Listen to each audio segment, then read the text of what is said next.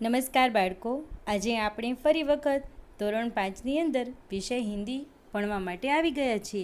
ચાલો તો આજે આપણે પાઠ 8 દાદાજી કી લાઠીનો અભ્યાસ કરીશું. આ એક પ્રેરક કહાની છે. બાળકો, પ્રેરક કહાની એટલે શું? તો કે જેમાંથી આપણને કંઈક નવું શીખવા મળે, કંઈક નવી પ્રેરણા મળે. અહીંયા વાત કરવામાં આવી છે સમીર નામના તમારી ઉંમરના એક છોકરાની, કે જે પોતાના દાદાની કેવી સંભાળ રાખે છે, એનું કેટલું ધ્યાન રાખે છે અને એના ઉપર કેટલો પ્રેમ હોય છે. ઘણી વખત આપણા ઘરમાં પણ આવું થતું હોય છે કે આપણને આપણા દાદી અને દાદા ખૂબ વાલા હોય છે અને એની આપણે ખૂબ જ દેખરેખ રાખતા હોઈએ છીએ. અને જો કદાચ ન રાખતા હોય તો રાખવી જ જોઈએ, કારણ કે એને આપણને ઘણો પ્રેમ આપેલો હોય છે. આપણે જ્યારે નાના હોઈએ ત્યારે આપણી કેટલી એણે ચિંતા કરેલી હોય, તો એ જ્યારે મોટા થાય, એને જ્યારે આપણી જરૂર હોય ત્યારે આપણે પણ એની જરૂર મદદ કરવી જોઈએ. તો ચાલો આપણે આ પાઠ ભણીએ. समीर के दादाजी को शुगर की बीमारी थी, जिसकी वजह से उनकी आँखों की रोशनी कम हो गई थी. उन्हें धुंधला दिखने लगा था.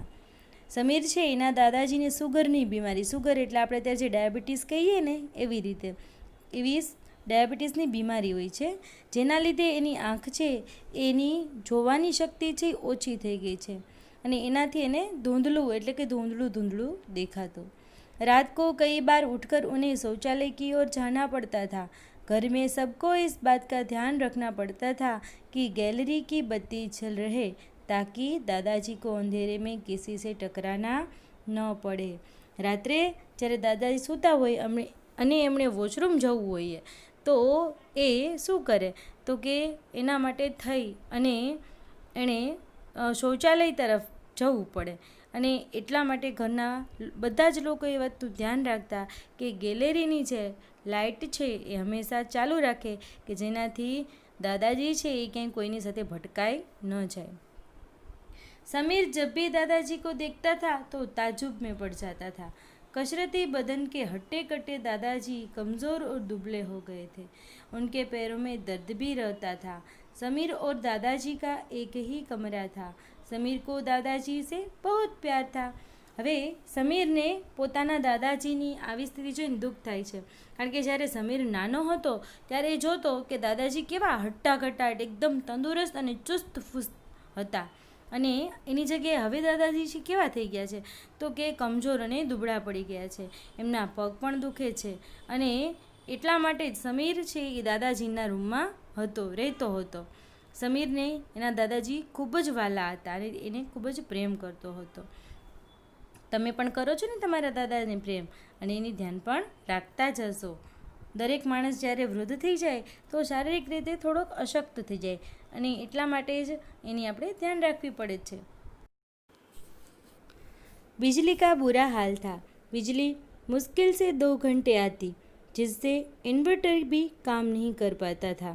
दादाजी के सिरहाने मोमबत्ती और टार्च रखी होती.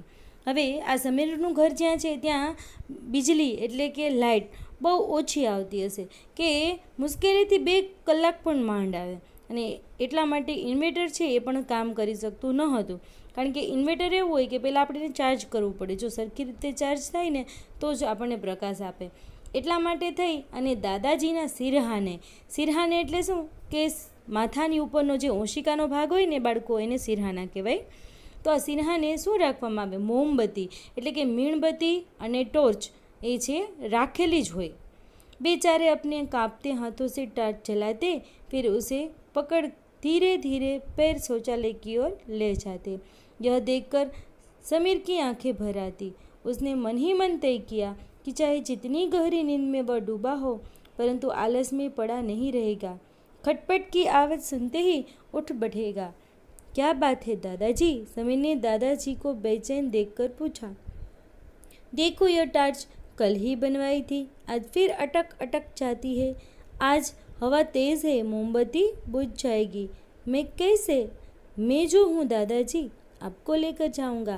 आप चिंता न करें. वह हंसा. तेरी नींद खराब होगी, सुबह विद्यालय जाना है ना, દાદાજી બોલે. હવે સમીર છે એ આ બધી વાતનું ધ્યાન રાખતો કે એના દાદાજી છે બિચારા એ પોતાના કાપતા હાથે એટલે કે ધ્રુજતા હાથે ટોર્ચને ચાલુ કરે અને પછી એને પકડે અને ધીરે ધીરે શૌચાલય તરફ જાય. ત્યારે એ જોઈને સમીરની આંખોમાં આંસુ આવી જતા અને તે મનમાં જ નક્કી કરી લેતો કે હું ભલે એને ગમે એટલી ગાઢ નીંદર આવી ગઈ, હું જરાય આળસ કરીશ નહીં. જરાક પણ અવાજ આવશે એટલે તરત જ ઉઠી અને દાદાજી છે એને પૂછીશ કે શું વાત છે. દાદાજીને છે એ હું એનો હાથ પકડી અને લઈ જઈશ. ત્યારે દાદાજી એમ કહે છે કે જોને આ ભાઈ ટોર્ચ છે એ કેવી કે થઈ ગઈ છે, કાલે જ લીધી તો એ એકદમ અટકીને ચાલે છે અને બહાર હવા ખૂબ જ આવે છે તો મીણબત્તી પણ થઈ નહીં શકે. એટલે સમીર કહે છે દાદાજી તમે શું કામ ચિંતા કરો છો, હું છું ને. તો દાદાજી શું કહે છે કે બેટા તારે તો સવારે સ્કૂલે જવાનું હશે ને. એટલે દાદાજી છે એ સમીરને આવી રીતે ના પાડે છે. હવે समीर શું કહે છે, क्यों आपको भी तो ऑफिस जाना होता था मगर आप मुझे गोद में उठाकर टहलाते थे जब मुझे बुखार हुआ था, યાદ હે આપકો. સમીર બોલા. એટલે દાદાજી એમ કહે ને કે જ્યારે બેટા તારે તો સવારે સ્કૂલે જવું પડશે, તું ન ઉઠતો. તો સમીર કેવું સરસ કહે છે કે જ્યારે હું નાનો હતો ત્યારે તમે પણ ઓફિસે જતા હતા, છતાં પણ મને જ્યારે તાવ આવતો ત્યારે મને કેવું ગોદમાં એટલે કે ખોળામાં ઉઠાવીને અથવા તો મને ઉચકીને કેવા સરસ આમથી આમ ટહેલતા એટલે કે આંટા મારતા હતા. આવી રીતે સમીર છે એ પોતાના દાદાજીને સમજાવે છે. ચલિए दादाजी, कहता समीर उन्हें चप्पल देकर उनका हाथ पकड़कर आगे बढ़ा और दुख हो रहा था कि दादाजी कितने कमज़ोर हो गए हैं, जो टार्च का बटन भी ठीक से दबा नहीं पाते हैं और सोचते हैं टार्च खराब है. આવું કહી અને સમીર પોતાના દાદાને હાથ પકડી અને આગળ લઈ જાય છે અને કે મનમાં ને મનમાં વાત કરે છે કે દાદાજી કેટલા કમજોર થઈ ગયા છે કે ટોર્ચ છે એનું બટન પણ સરખી રીતે દબાવી નથી શકતા અને કહે છે કે ટોર્ચ ખરાબ થઈ ગઈ.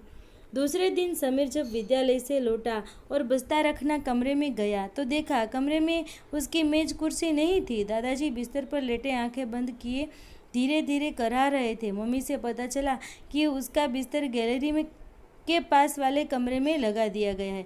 वह कुछ समझ नहीं पाया. હવે બીજા દિવસે સવારે સમીર જ્યારે સ્કૂલેથી આવે છે તો પોતાનું બેગ રાખી અને પોતાના રૂમમાં ગયો તો જોયું કે ત્યાં એમને જે અભ્યાસ કરવા માટે જે ખુરશી ટેબલ છે એ નથી અને દાદાજી છે એ પલંગ ઉપર સૂતા આંખો બંધ કરી અને ધીમે ધીમે કરાવી રહ્યા એટલે કે દર્દથી પીડાઈ રહ્યા છે. એટલે મમ્મીને પૂછ્યું તો મમ્મીએ કીધું કે ગેલેરીની બાજુમાં જે બીજો રૂમ છે ને ત્યાં તારો સામાન રાખી દીધો છે. સમીરને આ જરા પણ ગમ્યું નહીં. તો ચાલો જોઈએ સમીર શું કહે છે. खाना खाते हुए उसने पूछा चाचा जी आ रहे हैं क्या. नहीं तो फिर मेरी मेज दादाजी के कमरे से निकाल कर उस छोटे कमरे में क्यों रखवा दी. એટલે સમીરે આવું જોયું તો એણે પોતાના મમ્મીને પૂછ્યું કે શું કાકા આવે છે. ત્યારે ના મમ્મી કે ના. તો પછી કે મારો જે સામાન છે એ દાદાજીના કમરામાંથી કાઢી અને બીજા નાના કમરામાં શા માટે ગોઠવી દીધો. तुम्हारे पापा कई दिनों से कह रहे थे कि समीर की नींद और पढ़ाई उस कमरे में रहने से ठीक तरह से नहीं हो रही है. आज मौका मिला तो कमरा साफ कर तुम्हारी चीज़ें सजा दी. यह कहते हुए माँ ने खीर का कटोरा आगे बढ़ाया. હવે ત્યારે એના મમ્મી કહે છે કે તારા પપ્પા કેટલા દિવસ ત્યાં કહી રહ્યા છે કે દાદાજી જે બીમાર છે એના લીધે તારી નીંદર સરખી નથી થતી અને તું સરખી રીતે અભ્યાસ નથી કરી શકતો. તો કે મને આજે મોકો મળ્યો એટલે મેં તારો રૂમ છે એ સાફ કરીને બધી વસ્તુઓ ગોઠવી દીધી અને તે માતા એને જમવા માટે ખીર છે એ આગળ દે છે. मगर माँ अगर दादाजी को रात के समय किसी की ज़रूरत पड़ी तो. समीर ने परेशान होते हुए पूछा. પણ કે મમ્મી જો રાતે દાદાજીને કંઈ બીજી વસ્તુની જરૂર પડી તો. बात तो तुम्हारी सही है लेकिन उनका तो बूढ़ापा है बेटे मगर तुम्हारी तो सारी ज़िंदगी सामने पड़ी है. माँ ने रोटी सेकते हुए कहा. એટલે એના મમ્મી કહે છે તારી વાત તો સાચી છે પણ કે તો હવે ઘરડા થઈ ગયા અને તારે હજી કે આખી જિંદગી જીવવાની છે. જો તારો અભ્યાસ બગડશે તો તારું આખું એમ કે ભવિષ્ય બગડશે. बेकार की चिंता मत करो. थोड़ी सी लापरवाही के चलते अगर नंबर कम आए तो साल भर की मेहनत पर पानी फिर जाएगा. इतना कह पापा ने ब्रीफ केस मेज पर रखा और जूता खोलने लगे. ત્યારે એના પપ્પા ત્યાં જ આવી જ જાય છે ઓફિસથી અને એમ કહે છે કે ભાઈ આવી ખોટી ચિંતા ન કરવો. થોડીક આવી લાપરવાહી એટલે કે આવી બેદરકારી તું રાખીશ અને ક્યાંક જો તારા નંબર ઓછા આવ્યા તો કે આખા વર્ષની મહેનત ઉપર પાણી ફરી જશે. અને આમ કંઈ પોતાની સૂટકેસ છે એ નીચે મૂકે છે અને પોતાના જે બૂટ છે શૂઝ છે એ ખોલવા લાગે છે. આ સાંભળી અને હવે સમીર શું કહે છે? પાપા की बात सुन समीर की भूख मर गई, वह अधूरा खाना छोड़ दादाजी के पास जाकर बैठ गया। આટલી વાત કહેતા જ સમીર છે એને ખૂબ દુઃખ થાય છે, ખાવાનું છોડી દે છે અને દાદાજીની પાસે જઈને બેસી જાય છે। रात के खाने के समय मम्मी ने पापा से कहा, लगता है आपके बेटे को छोटा कमरा पसंद नहीं आया, कमरे में गुमसुम सा बैठा है, मैं देखता हूँ, कहते हुए पापा दादाजी के कमरे की ओर गए, जहाँ समीर उनके पैर में तेल मल रहा था। दादाजी करा रहे थे, उन्हें दर्द ज़्यादा था। समीर का चेहरा उदास था। लाओ मैं लगाता हूँ, तुम जाकर खाना खा लो। पापा ने समीर के कंधे पर हाथ रखा। હવે તમે જોવો છો કે સમીર છે ને કેટલી ચિંતા એમ દાદાની થાય છે કે એનાથી અલગ થવાની વાત આવી એટલે તરત જ સમીર છે ને જમવાનું પણ નથી ભાવતું। એ પોતાનું જમવાનું અધૂરું મૂકી અને તેના દાદા છે તેની પાસે જતો રહે છે। એટલે એના મમ્મી કહે છે કે લાગે છે કે સમીરને નાનો રૂમ છે એ પસંદ નથી આવ્યો અને એટલા માટે એ સાવ ગુમસુમ થઈને બેઠો છે। એટલે એના પપ્પા કહે છે કે ચાલો હું જરાક જોઈ આવું શું કરે છે સમીર। તો એના દાદાના કમરામાં જાય છે કોણ? સમીરના પપ્પા, અને જોવે છે કે સમીર છે એ ખૂબ જ પ્રેમથી એના દાદાના પગ ઉપર તેલ છે એ મસળી રહ્યો છે અને દાદા છે એ દર્દના લીધે પીડાઈ રહ્યા છે। અને ત્યારે જ એના પપ્પા એમ કહે છે કે લાવ હું તેલ લગાવી દઉં, તું જમી લે, અને સમીરના ખભા પર હાથ મૂકે છે। હવે આગળ જોઈએ કે શું કરે છે સમીર। मुझे भूख नहीं है, सिर झुकाए समीर बोला। तुम्हारी तबीयत तो ठीक है ना? पापा ने चिंता भरे स्वर में पूछा।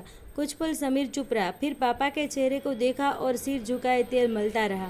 क्या बात है? पापा परेशान हो उठे। पापा, मैं सोच रहा था कि जब आप बूढ़े होंगे तब मुझे क्या करना होगा। पापा समीर के कहने पर चुप से हो गए। उनकी आंखें भर आई। उन्हें पिता का ध्यान था, मगर ऐसा नहीं जैसा उनके पोते को था। उन्होंने कमरे से निकल नौकरों को आवाज़ दी, मन ही मन अपने को धिक्कारा कि बुज़ुर्गों को केवल दवा और खाना ही नहीं, अपनों के प्यार और साथ की भी ज़रूरत होती है। दादाजी के पलंग के पास समीर का पलंग बिछा दिया गया। मेज सज गई, सब कुछ पहले की तरह हो गया, मगर जाने क्यों पापा समीर से कई दिनों तक आँख मिलाने की हिम्मत नहीं जुटा पाए। હવે આટલી વાત સાંભળતા સમીર છે એના પપ્પાની સામે કંઈ જોતો નથી અને એકદમ પોતાનું માથું છે ઝુકાવીને બેઠો રહે છે। ત્યારે એના પપ્પા કે તારી તબિયત તો ઠીક છે ને? સમીર તો પણ ચૂપ છે અને પોતાના હાથથી દાદાના પગ પર તેલ મસળી રહ્યો છે। શું વાત છે? એટલે પપ્પા પાછા પૂછે છે। ત્યારે સમીર કહે છે કે પપ્પા હું વિચારું છું કે તમે ઘરડા થશો ત્યારે હું શું કરું, કે તરત જ એના પપ્પા સમજી જાય છે કે સમીર શું કહેવા માગે છે। અને એણે પોતાના પપ્પાની તબિયતનું ધ્યાન તો હતું પણ ક્યારેય એણે પ્રેમથી કે સહાનુભૂતિથી સહકાર નહોતો આપ્યો। એની આંખોમાં આંસુ આવી જાય છે અને તરત જ નોકરને અવાજ દે છે કે સમીરના જે મેજ ખુરશી છે એ દાદાના કમરામાં એટલે કે એના રૂમમાં રાખી દેવામાં આવે।